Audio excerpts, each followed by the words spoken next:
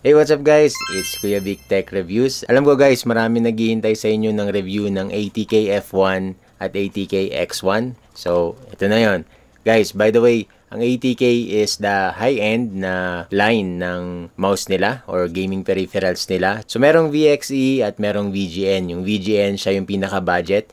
Yung VXE naman siya yung mid-range. So, yung mga ATK is a heavy hitter. Sila yung mga affordable mid-range to high-end na gaming mouse ng VGN or VXE or ng ATK. So, ang dami, no? Hindi ko alam kung ano yung mother brand nila, pero yun na yun. So, ano nga ba ang pinagkaiba ng F1 tsaka X1 with regards to shape, weight, and size? Let's find out.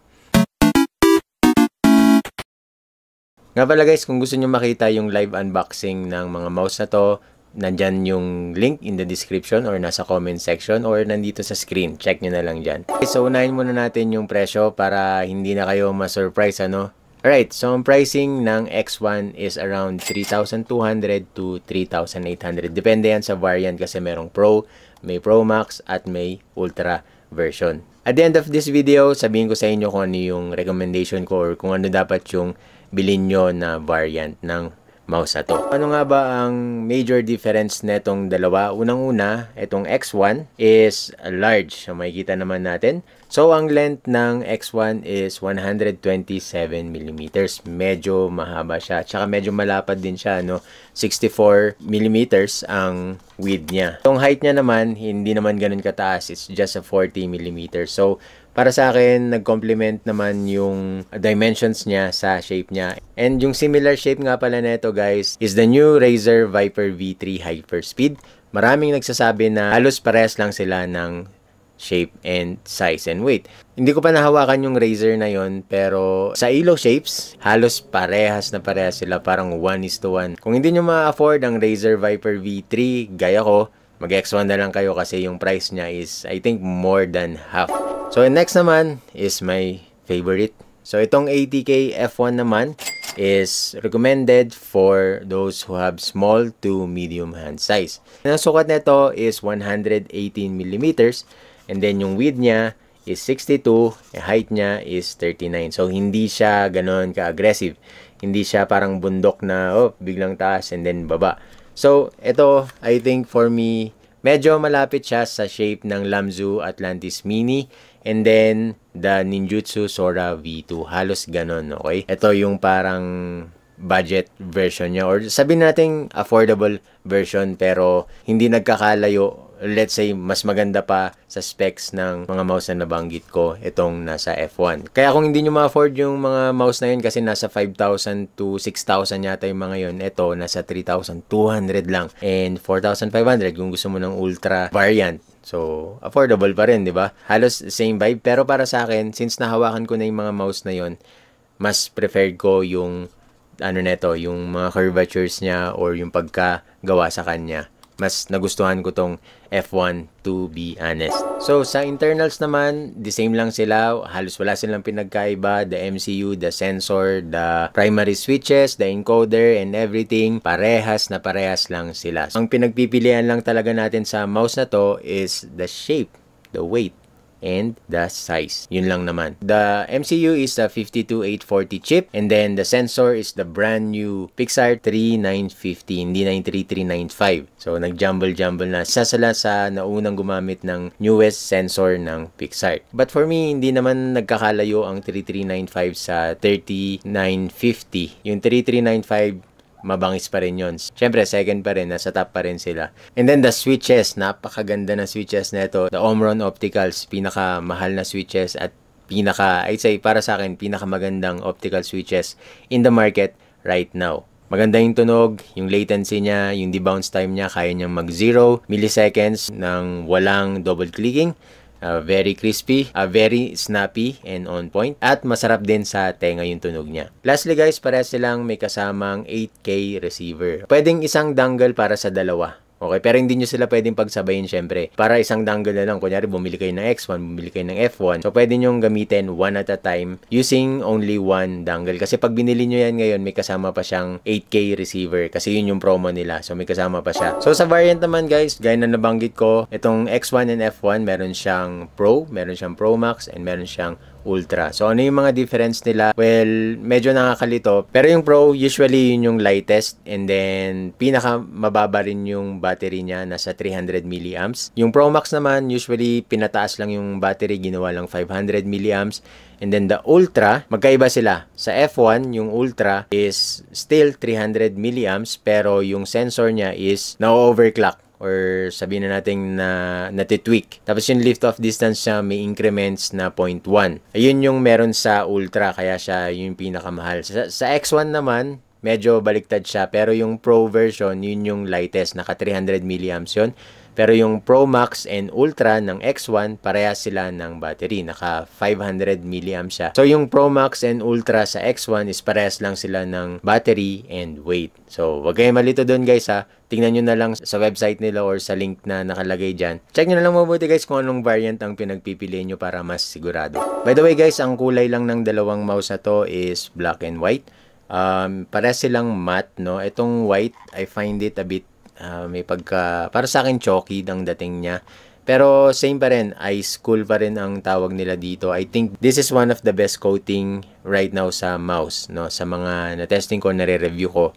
Ito yung pinaka-okay para sa akin. Mas preferred ko yung black kaysa sa white. Itong white kasi, although hindi nakikita yung mga smudges, oils, and mga ganyan, parang may something na iba, no? Parang siguro sa kulay lang siguro yun, ano? Mas preferred ko tong black color.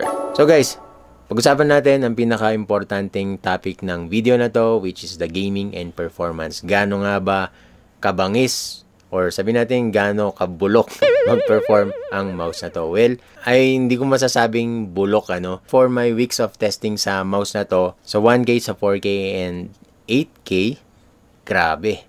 Sobrang bangis ng mouse na to. So, ito yung mga mouse na, alam mo yun, sa ganitong presyo, parang hindi ka bibigoin. May enjoy mo talagang maglaro ng mga FPS games. I'm telling you that, guys, for my weeks of testing. So, yung 4K and 8K, sobrang ganda. Kasi sanay na ako dun sa mga yun eh. Every time na bumabalik ako ng 1K Hz polling rate, 1000 Hz, kitang-kita ko yung microstutter sa mouse or yung sa paggalaw. Pag na-testing nyo kasi yung mga higher polling rate ng matagal, hindi ko sinasabi guys na mabilisan kasi kung sandali nyo lang kasi siya itatry, well, hindi nyo talaga mafe-feel yung difference. Kailangan medyo matagal-tagal na. Siguro mga weeks or mga months, try nyo na naka-higher polling rate kayo. Makikita nyo yung difference sa microstutter, sa input, yung delays. Yan, yung delay sa cursor, mapapansin at mapapansin nyo every time na bumababa kayo ng 1000 Hz polling rate.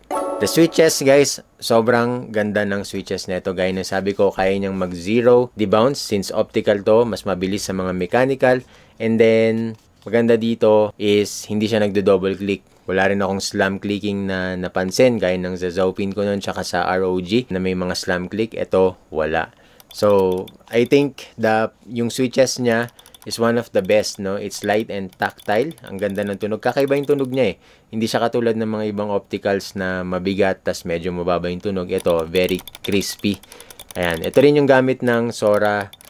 Nakalimutan ko yung isang mouse na ano. Pero sa Sora 4K V2, ito yung gamit nilang switches, the Omron Optical. So, isa sa pinakamahal na switches yan. Maganda ang pre and post travel ng switches na, the M1 and M2, and also yung sides, okay? Dito sa X1, medyo mushy lang ng konti, ano, pero okay pa rin, snappy pa rin siya. The design lang kasi ng side buttons, medyo ganun talaga. Sa F1 naman, hindi. Goods na goods. Very snappy. Mas gusto ko tong nasa F1 kaysa yung nasa X1. So, yung 3950 sensor naman is, yan, di mo naman makikita talaga yung difference eh. Kasi pag sa on paper, nakita natin, no, mas mataas ng ganito, mas mataas ng ganyan. Pero pag naglaro ka, hindi eh. Ang importante kasi doon is yung consistency and then yung stability. Okay, yung pag-track, no, wala siyang jitters, walang spin-off, walang lag. This one has no issue, both ng copy ko. Hindi ko lang maramdaman yung overclocking na sinasabi since majority of us hindi naman gumagamit talaga ng super high DPI. 20,000, 36, ano pa yung 40, 42,000, di ba? Ito kasi kaya niyang mag 46,000, I think. So, wala namang gagamit nun. Ako, ang kaya ko lang is 1,000. Yun lang yung pinakakaya ko. By the way, guys, di ba nasabi ko sa inyo na nasa 8,000 Hz or 8K polling rate ng mouse na to? This one is using wireless mode. Guys, wireless hindi wired. Kasi yung ibang 8K, wired dapat. Ito, wireless. So, very stable. Even yung parang jitters or sabi natin naglalag sa computer sa CPU, hindi naman nahirapan yung system ko sa 8,000 Hz polling rate.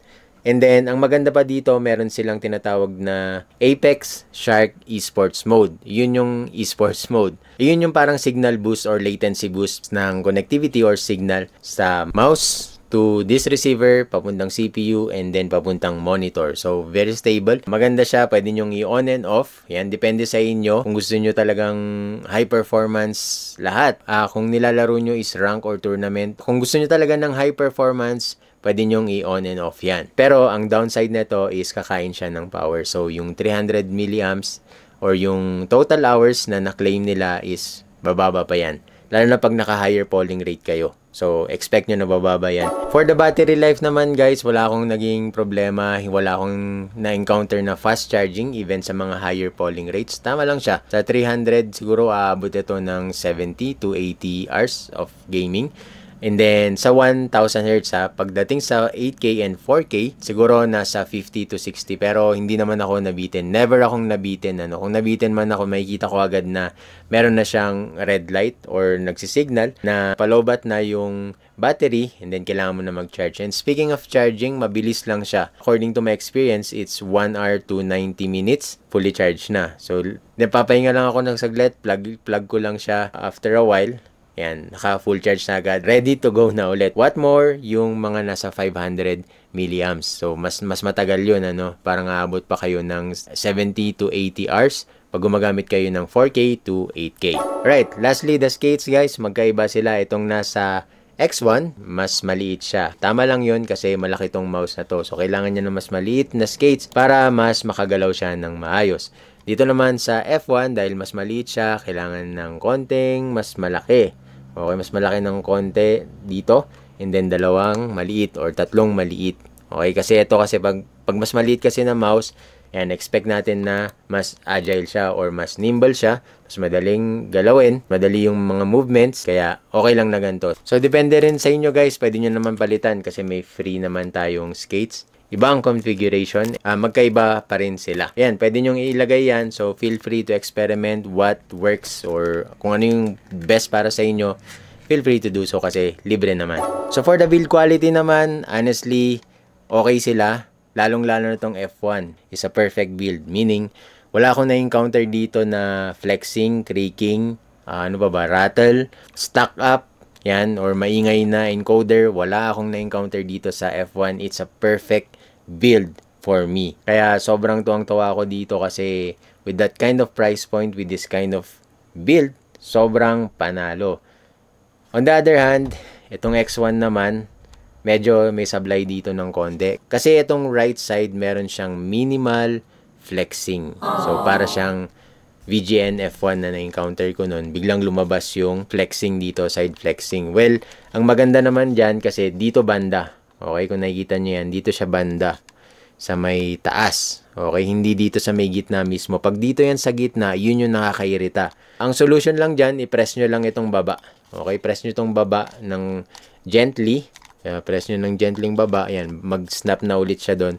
Okay na ulit. Pero bumabalik-balik siya. Pero maganda doon, tolerable naman siya. Hindi naman siya yung talagang nakakairita na to the point na ayaw mo na siyang gamitin. Good thing, wala siyang creaking, walang squeaking, walang rattle. Yun lang yung flexing ang naging minor issue dito sa X1. But the build is still solid.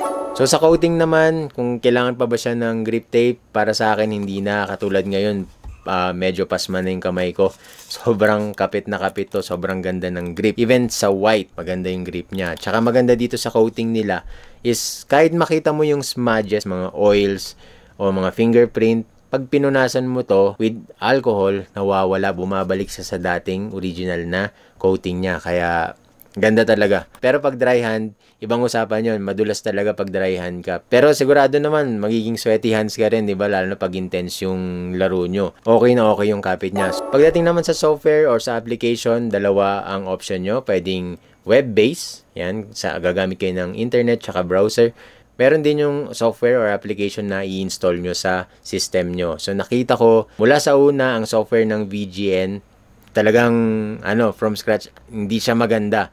Wala pang ang English nun eh. So, pahirapan magkapa, kailangan mag-translate ka pa. Pero, ang laki ng improvement nila. So, sobrang nakakatuwa kasi lahat ng device pwede mong gamitin dyan. VGN, VXE, and ATK, kasama yung mga keyboards nila. Dyan lang sa isang application. So, lahat nalinis na nila. Planchado, maraming updates, maraming firmware updates. So, alam nila yung dapat nilang ayusin, tsaka, yan, prinob naman nila kaya goods na goods yung software neto. Unang-unang suggestion ko is yung QC. Okay, dahil nga nagkaroon ng minor flexing itong X1, so dapat mas igihan pa nila or mas higpitan pa nila yung pag-testing sa mga mouse nila. So, sana naiwasan itong X1 na copy ko. Kasi yung iba, yung X1 Pro, may mga nakita ako na perfect copy o perfect build yung sa kanila. And itong Ultra or Ultimate, yan, ito, may flexing. So, yun lang, yung QC. Pangalawa is yung clearer information sa website nila or yung mga typo-typo na yan. Alam naman natin pag mga Chinese or mga China brands, usually, ang daming mali, di ba? Ang daming mga typo. Translate yan eh. Kaya pag nata-translate, parang iba na yung meaning. So, yun lang. Pagdating sa website, sana ayusin nila ng maayos. And then, siguro mga proofreading sila ng maayos para hindi tayo nalilito kung ano yung nababasa natin. Lalo-lalo na sa specs and details ng mouse na to. Mabangis pa naman o maganda pa naman ito. Mga nasa high-end pa naman itong mga 80K na to. So, for my recommendation, kung bibili kayo ng F1, ano ba ang kukunin nyo sa tatlong variant na yan? Kung F1 Pro, Pro Max, or Ultra. Para sa akin, kung hindi kaya ng budget nyo na maglabas ng 4,000 and above, piliin nyo yung Pro. Yun yung pinaka-okay. Kasi yung size nito is mas maliit. Dapat mas magaan to ng konti. Pero yan, depende sa inyo. Pero ang suggestion ko is yung Pro. Pero kung kaya nyo mag-Ultra, then go for it. Pero para sa akin, okay na ako dito sa Pro version, sa F1. Okay? Dito naman, ang suggestion ko is to go for Pro Max or the Ultra kung kaya. Kasi parehas lang naman sila ng battery. Ang pinagkaiba lang yung sensor overclocking, which is hindi ko talaga maramdaman, and yung lift off distance. Kung kayo 1mm or 2mm ang LOD nyo, then okay na. Kung hindi nyo kailangan ng 1.2, 1.1, 0.7, 0.8, then go for the Pro Max. Okay? Kasi same weight lang sila and then the battery is the same. So, yan. Depende sa inyo pero mag Pro Max na lang kayo kung sakali. Okay guys, kung hindi nyo naman kayang bumili ng 80K, yung mga hindi kaya ng budget nyo na nasa 3,000 and above, kaya nyo lang is nasa 2,000 below or 2,000, sagad na siguro yung 2.8, go for the VXE. Gaya ng VXE R1 Pro na nireview ko, yun yung mga mid-tier nila or mid-range na mouse nila. So may lalabas pa sila yung VXE MAD. So, we're about to review that. So, nakikita ko na rin kasi yon sa internet. So, bala ko na rin bilhin yon soon para isunod na natin dito i-review. Okay? So, VXE R1 Pro, go for it. Ang ganda ng mouse na yon. Bago tayo magtapos, my pick. So, ano nga ba ang pick ko dito between F1 and X1? Para sa akin, ang hand size ko is large. 19 by 10 centimeters ang hand size ko. It's a large hand. So, dapat ang pipiliin ko yung X1 pero ang pipiliin ko is yung F1. Dahil this one is much suited for my playstyle and my gaming. Okay? Game preference. Itong maliit kasi, kaya kong mag-aggressive claw. Yan. Tsaka mag-fingertip grip dito sa mouse na to. Kaya nagustuhan ko siya. Sobrang ganda niya. And then, ang nilalaro ko pa, since alam nyo naman ako, mahilig ako sa run and gun or mga fast-paced FPS. Yan. Sobrang goods na goods itong mouse na to. So, soon, I'll be modding this. Pero, right now, ganito muna siya. Enjoyin ko muna siya as stock. So, yun yung pick ko, the F1 Pro. Pero, kung CS2 or Valorant player kayo, yan, I highly recommend the X1. Hindi lang sa mga games na yun pero pwede nyo rin siyang gamitin sa ibang games. Hindi ibig sabihin pang CS2 or pang Valorant lang siya. Pwede pa rin kahit saan. So, it depends na. Depende na sa playing style nyo. Depende sa grip style nyo or sa preference nyo. So, yun lang guys. Wag nyo kakalimutan yung link in the description kasi limited time ang promo nila. Meron silang free na 8K receiver pag bumili kayo ng mouse na to, X1 or F1, for limited times. Siguro sa mga next batches, hindi ko lang alam kung kailan, baka wala nang kasamang 8K receiver. So, bibili nyo na to separately. And this one is worth 1,500 pesos. So, sayang din yun, guys. Pag na-miss nyo yun, ang bibigay na lang sa inyo is yung 1K dongle. Yun na lang yung makukuha nyo. Bibili nyo na separately yung receiver na yun. So, ano nga ba, guys, ang natitipuan yung mouse dito sa dalawang to? Tong X1 ba or tong F1? So, let me know in the comments below. So, kung meron man kayong katanungan or gustong sabihin, please feel free to comment or add nyo ako sa Facebook, Kuya Vic Tech Reviews. Follow nyo yung page natin. And I think that's just about it. I'll see you guys on the next reviews. So, kung nakatulong itong video na to, please hit the like button, share, and of course, please don't forget to subscribe to my channel. Maraming salamat sa panonood nyo, guys, at kita-kits ulit tayo sa mga future na ire-reviews pa natin. This is Kuya Vic Tech Reviews, signing off. GG!